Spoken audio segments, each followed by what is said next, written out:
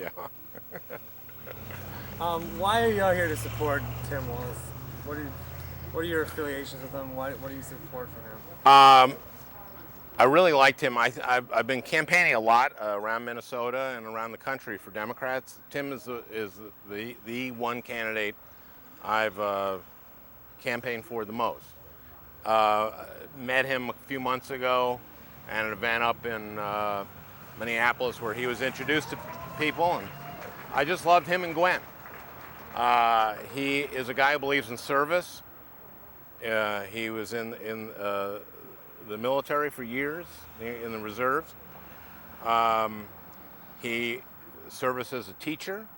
As I've said, there are guys who are veterans that I wouldn't vote for. There are teachers that I wouldn't vote for. For example, Mr. Cahill, who I had in ninth grade. No, I wouldn't vote for him. Anyway, so, but there's just a real core of goodness to this guy.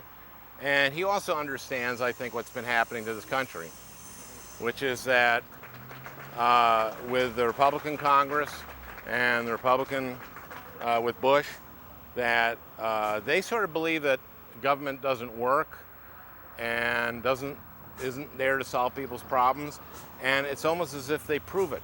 They try to prove it whenever they can, with this Medicare Part D or with Katrina, and they just think that government is there to be ripped off by the special interests, and we need people in Congress who are going to do oversight and make sure that this doesn't happen.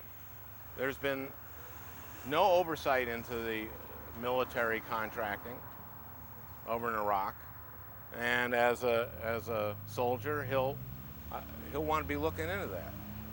He'll have wanted to do the oversight to make sure that our troops had the proper body armor. Right. The Republicans won't do it because they are rubber stamp Congress, and they won't do anything that will embarrass the president and this administration.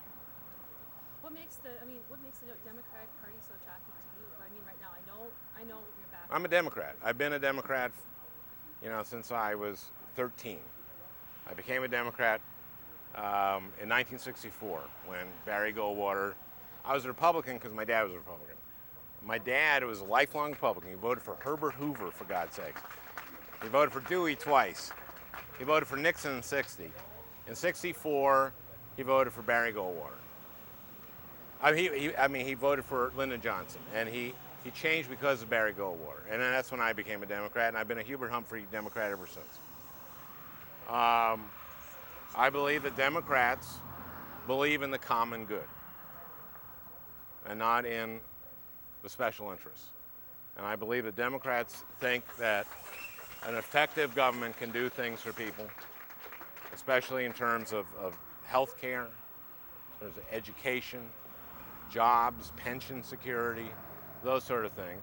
And we also believe in a strong defense. Hubert Humphrey was that kind of Democrat, and I'm that kind of Democrat, and Tim's that kind of Democrat. As far as you said next year maybe you decide when you want to run for Senate. Is there any progress with that? Are you leaning in any way? Any progress in my thinking? Yeah. If there were, I wouldn't tell you, but I really have made a promise to myself not to decide until after this cycle. I enjoy this, and I enjoy going around the state. I enjoy every part of it. So I'll see. I don't know yet. I saw one. You said that you're not sure, but you're doing the things that you need to do in case you run. Yeah, I'm doing the things that I would need to do in case I decide to run, so that if I do decide to run, I won't not have done the things I need to do. Does that make sense? Yeah. That was my other question. Was asking you about if you're going to run for officer seat in Minnesota. Yeah. But you pretty much answered that. Yeah, that was the answer. That was the question. That was the answer, and you're the repeating the question. I was going to repeat it. That was going to be the other question I was going to ask too. So. Okay. Well, anyway, yeah. I'm gonna wait till after the cycle's over. Get people like Tim in the Congress, and see what I feel like, and just do a gut check. one last question, maybe. Today, there's the issue with same-sex marriages. I know you're a supporter of that.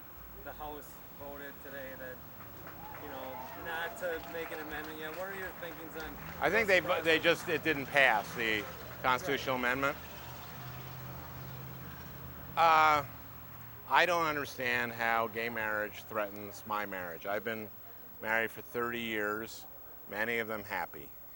And I don't understand if I'm in Massachusetts and walking down the street and I see two guys with wedding bands holding each other's hand, I'm not going to say to my wife, gee, honey, that looks great.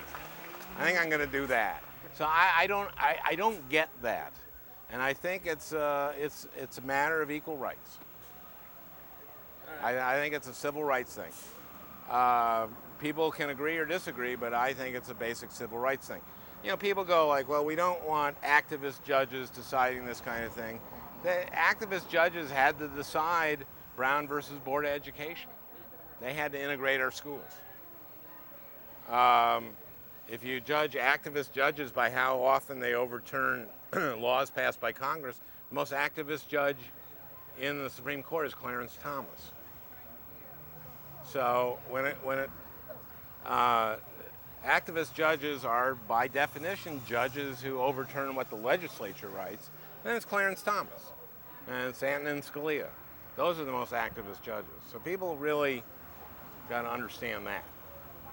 All right, well, there's nothing else to say. I'm sure Nothing else to say. I'm sure you can talk about that. Well, thank you. Thank you, guys. Thanks. I hope the mic didn't go limp.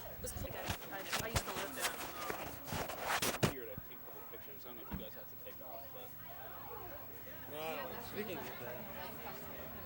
This is one of yours. Yeah, this one's nice. Yes, Thanks. and mine is over there. So thank you very much. Thank you, guys.